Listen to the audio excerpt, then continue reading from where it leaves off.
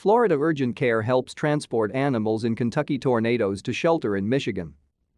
Dogs and cats abandoned in shelters when the tornado struck Kentucky are now in better care.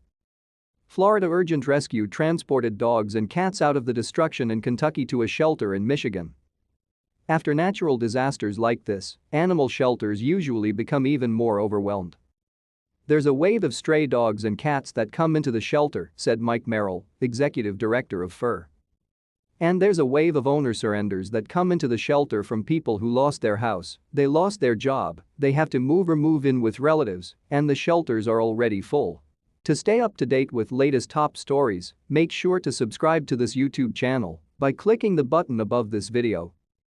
Merrill said the rescue organization took animals that were there before the tornado out of the shelter to make room for more.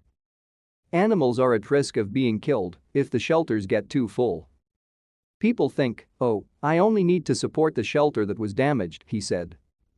But that doesn't mean that just because a rural shelter wasn't damaged, that animals there aren't in danger.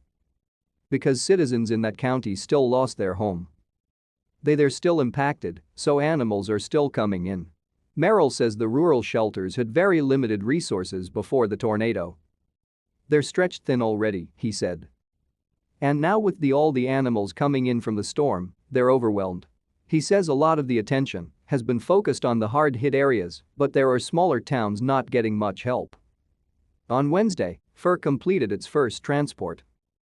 The organization transported 7 dogs and 5 cats from the Caldwell County and Marshall County shelters to the Humane Society of Southwestern Michigan. "The trip itself was very eye-opening and very heartbreaking," he said. "The devastation was just really difficult to see. Unfortunately, a lot of lives were lost. Animals once in overcrowded shelters are given some space to find forever homes." In order to transport the animals, FUR had to get their vaccinations up to date and get the animals' health certificates. Merrill says FUR will be doing more transports next week.